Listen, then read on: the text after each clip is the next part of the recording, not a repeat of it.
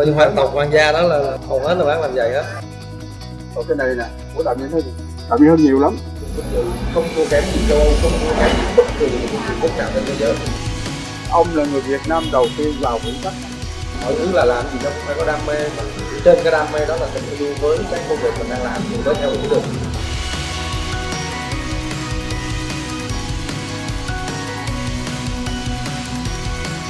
Và ở Việt Nam chúng ta có quyền tự hào là có bác Ngọc làm ra được những cái đôi giày thần thánh.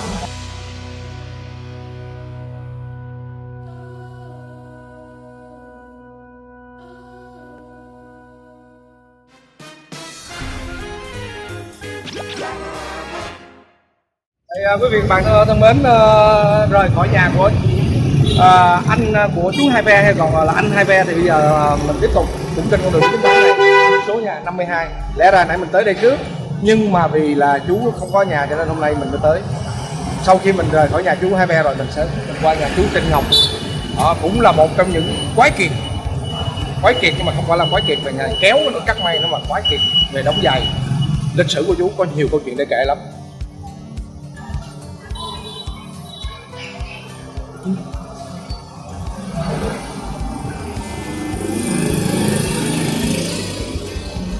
Đây cái tiệm giày của chú không có lớn lắm, nhỏ thôi nhưng mà mình thấy là rất nhiều cái mẫu giày đẹp nha.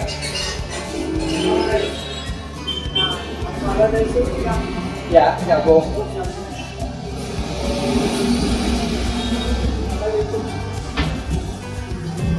Và theo như mình được biết thì ở đây thì cũng rất nhiều nghệ sĩ nổi tiếng trong làng showbiz Việt cũng tới đây để đóng giày, trong đó có Đàm Vĩnh Hưng. Mình còn nhớ là trên một cái clip mà Đàm Vĩnh Hưng có chia sẻ một cái video để nói về chú Trịnh Ngọc cũng rất là hay, rất hấp dẫn. Em coi có cái đôi nào không? Dạ. Cô là dạ cô chú. Dạ. Cô hôm nay chú bao nhiêu tuổi cô? 90 à? Chưa. Dạ. Dạ.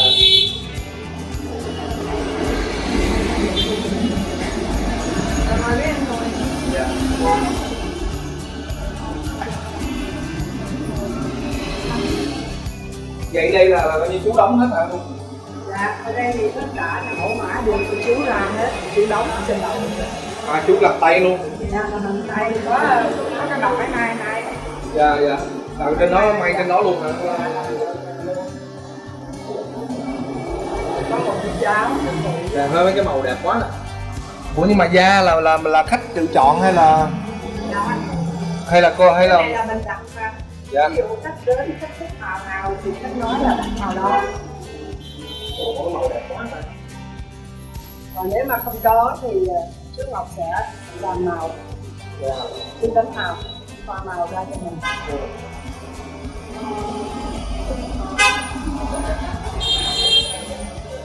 Đây mấy cái đôi màu mọi người thấy có cái đôi màu xanh đẹp ghê. Mình qua cửa kính thấy rồi thôi chứ còn ở mình bằng mắt thì đẹp lắm nha mọi người. Đây có đôi màu tím than đẹp vô cùng. Wow.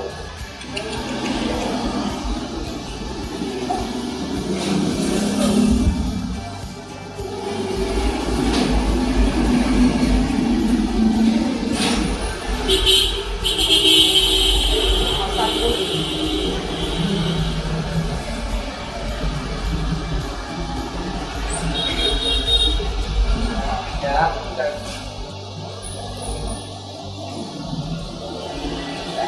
Đây, quý vị và các bạn thân mến, đây là chú Rút Trịnh Ngọc. Dạ chú năm nay chú được nhiêu tuổi rồi chú? 88 hả chú? Ngày sinh năm 31. Ồ 31 giờ hôm nay chú 88 rồi, gần 90 rồi. Nếu mà cô về chú là 89 rồi. Thật ra tuổi của ta là 89 90 rồi. Và chú vẫn làm việc, chú vẫn còn đóng giày Còn lại trên đầu. Đây chú vẫn đang làm cái đầu đóng giày.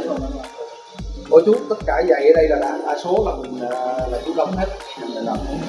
Nhưng mình như vậy một đôi chú làm mất bao nhiêu lâu? Nó đi quá dễ. Dạ. Cái đôi nó chẳng hạn như cái đầu là như thế. Cái là dạ. Trung bình giờ được khoảng ngày rưỡi. ngày rưỡi xong đôi. Dạ. có đôi 2 ngày cũng chừng. Dạ. Nhưng cái màu là họ mang mẫu đến cho Bán mẫu đến nghĩa là có ảnh hay là có giày là ẩm, còn đem có đem lại bác có thể làm giống như vậy và đánh bên đây. Nhưng mà rồi sau rồi làm sao mà cơ duyên nào bác được vinh dự làm cho cái hoàng gia Thôi xe thì đúc? giờ cái này mình làm thì khách lúc đầu thì các tư chức công chức rồi đấy đặt, Dạ. rồi giữa sinh viên nhưng mà đặt rồi về cha mẹ thấy nó về nó ngồi về đẹp quá thì Đồ. từ những người đó đến đặt. Dạ. Trong đó thì sau đó Truyền miệng nhau á. công chức cao cấp, Dạ. những bộ trưởng thậm chí là thủ tướng đặt luôn Thủ tướng mình ở gì á? ở mấy đại thủ tướng đặt vậy nhà bắt hết rồi. Ồ. Từ đời đời nó thay đổi ông khác lên cũng đặt. Đó, rồi con cháu đặt, Dạ. còn cái tay nó tới hoàng tộc Tới tay qua đó, hoàng tộc. thì hoàng tộc mới cho xe đến mời bắt vô thì đó là một cơ duyên từ đó bắt đầu làm thì làm cho kể cái ông Doron Sihanouk Dạ. là tổng quốc vương. Dạ. Người ba của ông Sihanouk có một lúc là ông thoái vị để cho ba ông lên ngôi. Dạ. Thì bác cũng làm giày cho rồi bà hoàng hậu bà có cái mắt bác làm giày cho Dạ. những công chúa và công chúa hoàng tử những con đó và Coi như là coi như hoàng tộc hoàng gia đó là thì bác làm. hầu hết là bác làm vậy hết. Nhưng mà làm thì đang tốt thì năm 70 là nó không có biến tố là London lật đổ lúc Dạ. Dạ. đó thì nó bắt đầu nó tàn sát người Việt. Ừ. Gia đình bác cũng nằm trong đó, nó bao vây nó bắt mà bắt Tội ghê vậy. Dạ. ở những người bắt trong đêm đó mà bắt thì sao mà bắt thích Bác có thủ tiêu luôn á. Dạ. Dạ. Cho nên mình phải lo, mình phải nó chạy về Sài Gòn. về Lúc dạ, nó chạy về Sài Gòn, dạ. chạy Sài Gòn thì nói chung là chạy về tới đây là thoát thân là tốt rồi. Dạ. Dạ. Giữ được cái mạng rồi. Dạ. Rồi bác chạy về năm 70 đó. Đó, bác cũng tầm 40, gần 40 tuổi rồi đó. Bác chạy về Sài Gòn thì cái đó không gì hết. Dạ. Bác về bắt đầu làm chạy về lại. Mà muốn làm giày đó nó khó đó, không phải như mai. Cái mai là không cần giày muốn làm cũng biết là tiếng Anh gọi là cái lát. Dạ. Lát gọi là cái cọt. Dạ. Dạ. Phải có cái đó mới làm giày. Tự mình làm. Cái đó là nếu mà nói về trong nghề giày đó là đẹp không đẹp là cái đó là quan trọng nhất. Nó giống như khuôn nè. Khuôn đó, Dạ. có thể đôi giày nó rộng mà vẫn ra chung. Dạ. Là cái chỗ cần thiết nó nở thì nó nở mốt vô. Ồ. Còn Dạ. chỗ không cần thiết thì nó lại hay là rộng mà nở chung. Dạ. Nó có của bạn. Ồ.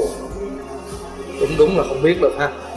Khi mang đôi giày nghĩ vậy thôi chứ còn trên thực tế là bác ở đây trước đâu đặt Minh Hưng rồi nghệ sĩ tới đặt giày nhiều không? Thì đó Minh Hưng thì lúc trước làm như nó đặc biệt sĩ Đặng Hưng đó thường đi dạo ngoại không đặt nước. Dạ. Không biết đó. Dạ. Nhưng mà thì đó là một cái show, một cái clip về hương hoài ngàn năm. Dạ. Thành cũng nói về cái Sài Gòn cũ. Dạ. Nhưng mà nó đi khắp Sài Gòn đi tìm một đôi giày mà của Sài Gòn cũ Không có. Rồi đi ngang đây là tình cờ thấy cái tiệm giày của bác nó cũng như cổ ấu sĩ vậy nè. Dạ. Nó không có cái gì hết. Ngừng xem vô thì vô đây cả thì bắt đầu làm quen. Dạ. Và từ đó thì sau đó là đi giày đây đi giày đây rồi mỗi lần đi lưu diễn ở nước ngoài thì đi đặt 4 năm luôn. Có gì là tổng cộng Để đủ loại. Có rồi quay rồi. rồi chụp ảnh mấy đồ hối bắn mà cỡ ngựa này Dạ. làm qua bên Mỹ này khán giả bệnh nó hỏi ủa Giày làm đâu? anh mua bên đâu mà ở đâu vậy nó không ra tại Giờ chỉ tiếng cái là không có truyền nhân, có truyền lại con cháu của họ truyền họ không đạt. không đạt được. Đôi giày nếu mà làm cho công nghiệp thì người ta gọi là phẩm phẩm. Dạ. Nhưng mà giày mà làm thủ công là tự tử mà từ mình làm tạo cái đơn con. Dạ. Tự mình làm, tự mình thiết kế, tự mình làm, nói chung là qua cô ra chị thì nó không phải trên thành phẩm nó mà là tác phẩm. Tác phẩm. Dạ. Thành phương Dạ. vì cái dao để dày khách mình dạy Dạ. Dạ. thì bạn làm để như vậy thì không có tiền. Dạ. Thì đi theo nghệ thuật. Dạ. Nghệ thuật thì không có giàu được. Nhưng mà cuối cùng là mình vẫn là tình thương của nó, quan trọng nhất là cái tình yêu của nó với nó. thành ra cái số học trò mà theo mình đó sau này khó đạt được đó, nhưng mình truyền nó cũng độ nào đó. Dạ. Tại vì quan trọng cái người đó họ lĩnh hội được hay không. Dạ. Có người cũng có thể làm nhưng mà chạy cho lợi nhuận, mà nó chạy cho lợi nhuận rồi. Dạ. Bác nói rằng câu rất hay đó là giày mà làm theo kiểu sản xuất công nghiệp là thành phẩm, còn làm thủ công để ra được một cái đôi giày mà nó chỉnh chu xuất sắc thì đúng là một tác phẩm của bác. Nhưng mà với mỗi từng đôi một là nó có form khác nhau hết, hay là mình làm một cái form chung mà để nó mình nhìn khác nhau. dạ. Khó chỗ đó. Tại có những ông sách đó giờ cũng có nhiều con phải làm một con phải viết đó nào. Dạ. Rồi cũng mấy ông khách ấy làm gì hơn Viết một chút rồi. thì làm gì hơn cũng kêu tôi nói làm gì hơn thế này nữa, đi gặp một cái xu hướng nó thay đổi. Đang lúc đi mũi tròn, lúc đi mũi nhọn, mũi vuông là phải làm để đổi form. Dạ. Muốn cái lọc 2 là chúng tôi làm được thuốc sẽ lọc 2 được. Rồi những cái phòng hang trong nhà của hồi xưa rất may mắn là chú ơi, từ từ để xem. Ủa làm đi lên lúc là cái chụp lần á. Rồi vậy hả chị? Ôi. Ồ đây. Đi về xuống phải lên.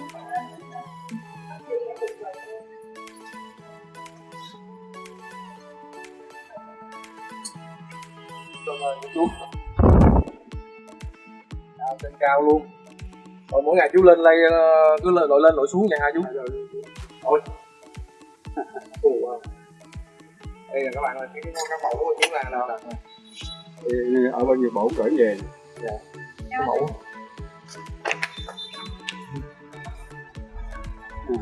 Sắp gửi về cho bác. Dạ. Cần cứng tài. Chuka Boots như mẫu. Da dày, mũi dài, thon mỏng, để cao su hoặc wood mine. Wood mill. Bên Việt gửi về đó. Ồ. Ủa đôi đẹp. Đang làm xong rồi, Đang làm hả chú? Đây chú, đây là cái khuôn nè, cái form nè. Nó giới thiệu đó. Muốn làm cái gì đó là phải có cái form. Tên này là tên của một ông trước đây á, ông tên là Dominic Price. Dạ. Ông là tổng giám đốc của cái JP Morgan Chase Sài Gòn. Ồ, JP Morgan Chase dạ. Đó. Đây tài chính đó. Đây nè, cái form không? Dạ. Cái form này là của quốc dương Euro Smith. Ồ. Còn cái này nè, của Đàm Vĩnh Hưng. Đàm Vĩnh Hưng nhiều lắm. Đó. Còn nhiều lắm, để là form của phụ khách đặt không đó. Tên Quang Linh gì đó. Chú phải để lại để khi người ta đặt nữa thì mình mới nhớ không chú? Phải đổi kiểu. À.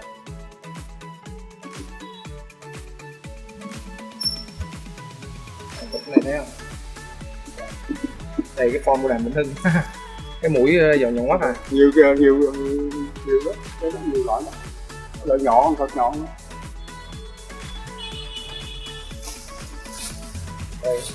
Đây gọi là cái form không chú? Cái form.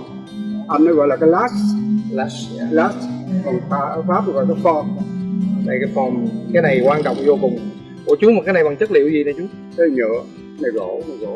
Này gỗ đầu là vậy chú còn dẻo hả? Đó. Rồi nó đi từng giai đoạn. Dạ. Nó tới này, tới đến giai đoạn này. Đi từng giai đoạn. Đây là chú cho con mượn cái Dominic Price của ông Dominic Price. Cái này là cái lúc còn thô rồi phải không chú? Cái mũi nó khác rồi, nó đi vuông. À, là cái form khác. Cái thô chưa làm xong. À, cái này chưa làm xong thôi chú. Rồi vậy làm nữa, làm cái form không cũng mất bao nhiêu thời gian rồi. Cái cũng tùy đó.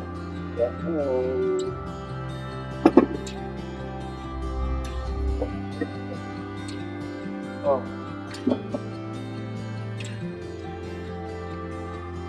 Đó được có một cái danh dự nữa là ở trên thế giới nó có cái tổ chức để là, không biết cậu biết không, để là Rob Report. Là Rob không biết rồi. ROBB. Cái tổ chức đó nó có một cuốn tạp chí đó mà đó là hàng luxury, hàng số 1 thế giới trong đó. Cái lần đó mà đến đây nó cũng nói thế này, ông là người Việt Nam đầu tiên vào Vĩnh Bắc này. và bán năm nào bác luôn để chúng ta lấy cho tôi. Ông là người Việt Nam đầu tiên vô, bởi vì cái này cũng sưu tầm những gì độc đáo của thế giới, dạ, góp được qua tới đây rồi ông vậy ông là người đầu tiên. Dạ. Để bác Dạ, cái tạp chí đó nổi tiếng nhất thế giới rồi. Dạ. Nó phát hành hai đó, Anh ngữ Việt ngữ. Dạ. Của chú là người Việt ngữ. Dạ. Anh ngữ. Có những người khách đến đặt giày bác người Âu Châu đó, là đó người ta xem mấy đó thôi thấy tên ông tôi rốt thì con người đó. Giờ cậu thích cái chữ nào cậu chọn rồi bắt phải vẽ ra cho con chọn này đi, cái này đi. cái đó ha. Dạ.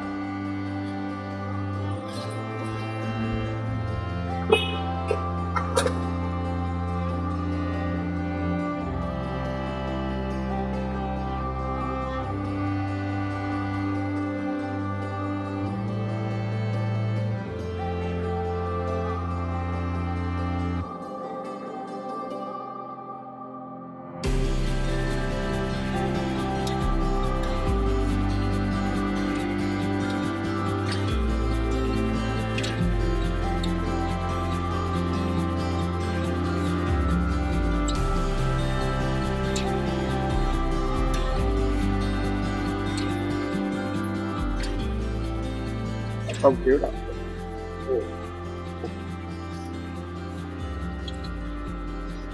Mấy cái này cái chữ này nó gọi là Oxford này. Dạ. Cái này nhìn mắc cười.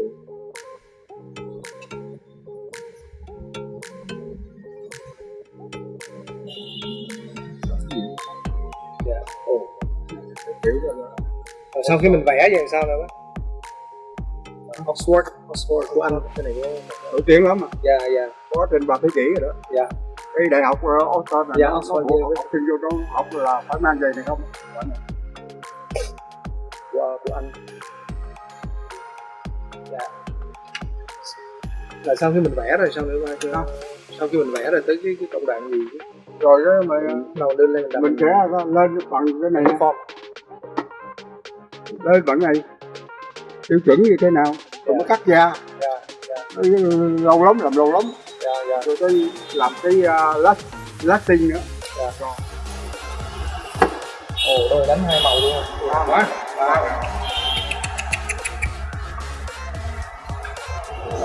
Quý vị và các bạn thân mến, hôm nay thì Cameraman rất là may mắn được gặp bác Trịnh Ngọc. Như vậy là bác đã có hơn 70 năm theo đuổi cái nghề làm giày thủ công. Nhưng hôm nay thì mình lại học được thêm một số thứ nữa, đó là không chỉ nghề thủ công mình chỉ làm một số công đoạn bằng tay, mà ngay cả cái đoạn đầu tiên mà đẽo ra cái form, làm cái form giày nó mới, cái đó mới là kỳ công. Bởi vì mỗi một cái form, cái kiểu thì nó khác nhau hết, chân của mỗi người cũng kiểu người ta nói mà giày dép một có số, là mỗi form mỗi chân mỗi người đều khác nhau hết, cho nên là được một cái đôi giày ưng ý với khách là cả một kỳ công. Và thật sự cái điều mà mình cảm nhận được câu chuyện của bác đó là mọi thứ là làm gì nó cũng phải có đam mê, mà trên cái đam mê đó là tình yêu với cái công việc mình đang làm thì mới theo đuổi được. Và thực sự thì hôm nay là một cái câu chuyện, một cái nhân vật có thể nói là nhân vật vô cùng đặc biệt với con em mình, cảm thấy vô cùng xúc động với lần bác. Dạ, em xin chúc bác thật nhiều sức khỏe. Dạ, giờ thôi cũng 90 rồi, cũng gần 90 rồi, không bác khỏe được lúc nào vui lúc đó. Dạ. Nhưng mà câu chuyện của bác hy vọng rằng sẽ là truyền cảm hứng cho rất nhiều thế hệ trẻ, các bạn chúng ta đang vẫn còn loay hoay trên con đường, bởi vì loay hoay trong cái việc tìm kiếm đam mê của mình. Không có con đường nào đơn giản hết, tất cả không có gì được trả hoa hồng hết. Muốn thành công thì phải yêu thương nó. Hy vọng rằng câu chuyện này sẽ gửi đến quý vị các bạn một cái thông điệp rất là độc đáo. Và thứ hai nữa là cũng cho mọi người nhìn thấy được một cái nghề không hề đơn giản một chút xíu nào. Và ở Việt Nam chúng ta có quyền tự hào là có bác Ngọc làm ra được những cái đôi giày thần thật. Nếu mình sẽ tự lại kể cả quốc vương, trụ vương của Campuchia một thời nổi tiếng, bây giờ ông Sihanouk, cả gia đình Hồng Kông, rồi rất nhiều cái VIP khác, những đàn giày của bạn vô cùng vinh dự, không thua kém gì châu Âu, không thua kém gì bất kỳ một cái cường quốc nào trên thế giới. Đó là cái điều mình nghĩ rất là đáng được. Giờ mình xin chào tạm biệt quý vị các bạn nha.